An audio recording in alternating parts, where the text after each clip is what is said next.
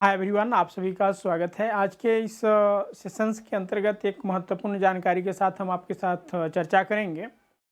आज हम जो है वो 6 टू 8 सहायक आचार्य की रिगार्डिंग मैथ साइंस में जो केमिस्ट्री का सिलेबस दिया गया उस पर हम डिस्कस करेंगे और उसकी संपूर्ण तैयारी की जानकारी आपके साथ शेयर करेंगे और इसके साथ ही साथ हम बुक लिस्ट पर भी चर्चा करेंगे कि कौन से बुक्स हमारे लिए फ़ायदे हो सकते हैं और किस तरह से जो है हमें तैयारी करनी चाहिए। तो जैसा कि 6 टू 8 मैथ साइंस की सिलेबस की बात करें तो इसके अंतर्गत जो है वो 4 पेपर दिए गए हैं, जिसमें पेपर 3 और 4। पेपर 4 की हम अगर बात करते हैं तो पेपर 4 में जो है वो आपको 5 टॉपिक्स दिए गए हैं, जिसमें math, physics, chemistry, biology and zoology. इन 5 में से किसी भी 3 को आप चूज कर सकते हैं अपने अकॉर्डिंग। तो उसके अंतर्गत आपका एक केमिस्ट्री भी है, तो केमिस्ट्री पर जो है वो आज डिस्कशंस हम लोग कंप्लीट ही करेंगे। और जो आपका 5 टॉपिक्स हैं, ये आपके जो 5 टॉपिक्स हैं यहाँ पर, इनमें से किसी भी 3 को आप चूज कर सकते हैं और जो 3 आप अडॉप्ट करिएगा उनसे ही आपके प्रश्न पूछे जाएंगे। और हर एक टॉपिक से जो आपका 60 प्रश्न पूछे जाएंगे, यानी 180 प्रश्न जो है आपका पेपर 4 से पूछा जाएगा। और इसके लिए आपको जो टाइम अलॉट किया गया है वो 3 आवर्स।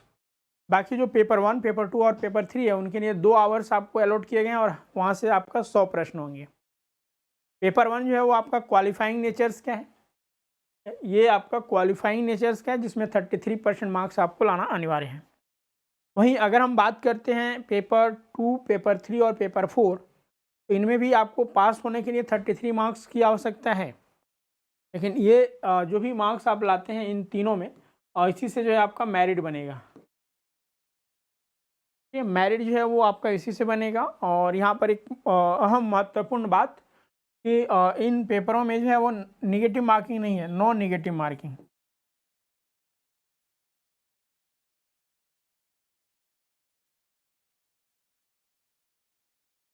तो ये एग्ज़ाम्स के सापेक्ष में आप बाकी एग्ज़ाम जो है वो सीबीटी मोड में होगा, कंप्यूटर बेस्ड एग्ज़ाम्स होगा।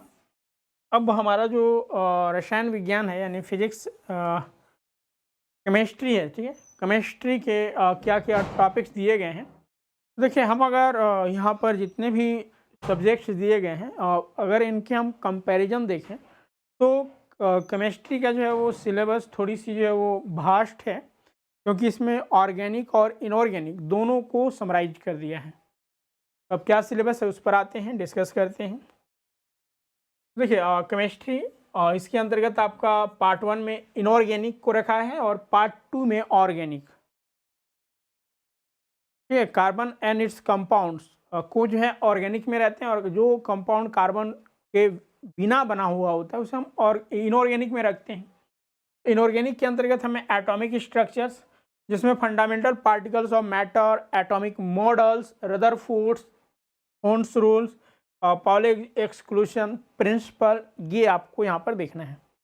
वहीं दूसरा जो है आपका पीरियोडिक टेबल, और पीरियोडिक टेबल्स के एलिमेंट्स के में जो है जो पीरियोडिसिटी होता है, electronegativity, electro affinity and ionisation potential, ये सारे जो है वो पॉइंट हमें वहाँ पर देखना है। उसके बाद केमिकल बॉन्डिंग, जो बॉन्ड्स होते हैं जैसे आयनिक बॉन्ड, कोवेलेंट बॉन्ड, फिर hydrogen bond, van der Waals force, फिर कोऑर्डिनेशंस केमिस्ट्री। कोऑर्डिनेशंस केमिस्ट्री के अंतर्गत जो है हमें डबल और कॉम्प्लेक्स सॉल्ट, फिर Werner's theory, effective atomic number, valence bond theory in complexation, फिर जो है आपका जनरल केमिस्ट्री ऑफ ग्रुप। अब देखिए यहाँ पर स्पेसिफिक, चूँकि हम अगर देखें तो हमारे पीरियोडिक टेबल उसमें ग्रुप एंड पीरियड, ग्रुप और पीरियड, आवर्त और समूह। अगर हम ग्रुप की बात करें 18 ग्रुप हैं। अब अगर हम हर एक का अगर स्टडी यहाँ पर दे दिया जाए तो बहुत वास्ट हो जाएगा, इसलिए यहाँ पर कैटेगराइज कर दिया गया है कि आप ग्रुप 2A एंड 2B के जो एलिमेंट्स है उनके पर ध्यान दीजिए।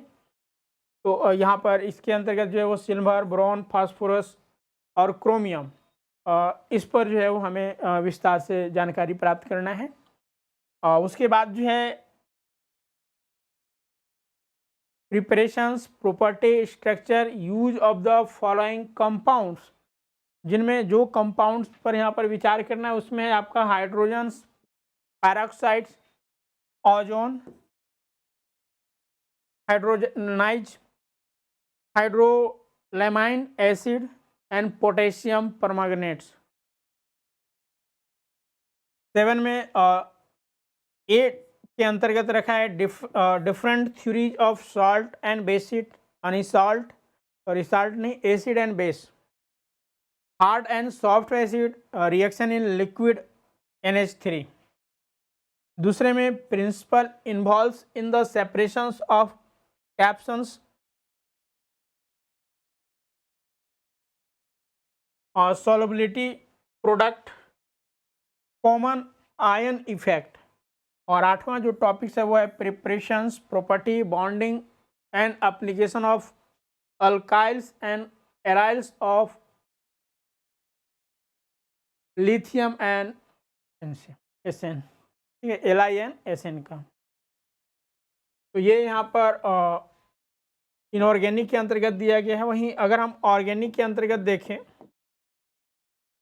यानी पार्ट 2 में क्या क्या टॉपिक्स को रखा गया है, तो पार्ट 2 के अंतर्गत जो है ऑर्गेनिक, और इसमें hybridisations in organic compound, nomenclature of organic compound, then alcohols, इसमें classifications, preparations, property, testing between different type of monohydric alcohol, phenols, preparation and property, ठीक है, फिनॉल के भी preparation, property, comparatively acid strength of the alcohol and phenols के बारे में यहाँ पर डिस्कस करना है। और उसके बाद जो है वो कार्बोहाइड्रेट्स, इसके नोमेनकल्चर, कार्बोहाइड्रेट्स के अंतर्गत कौन कौन, जैसे ग्लूकोज, फ्रुक्टोज, ये वगैरह वगैरह जो आते हैं, और उनका यहाँ पर डिस्कशंस करना है। फिर जो है वो चौथे में preparations and synthetic use of malonics, ester and Grignard reagent. और बी टॉपिक्स में जो है वो preparations, property and use of urea and pyridine, ये यूरिया और पायराडीन के जो यूजेज हैं। फिर जो है वो explain tetravalent balance of carbon, वैसे यानी टेट्रावैलेंस ऑफ कार्बन जो सेपे होते हैं, type of hybridisation in organic radicals, carbonium ions and carbonium and their formations, stability effect in organic compound, ये सब जो है आपको इसके अंतर्गत पढ़ना है। फिर जो है वो 6 टॉपिक्स में general method, preparation, property of mono carboxylic acid and their derivatives, ये जो डेरिवेटिव्स। फिर जो है टाइप ऑफ आइसोमेरिज्म,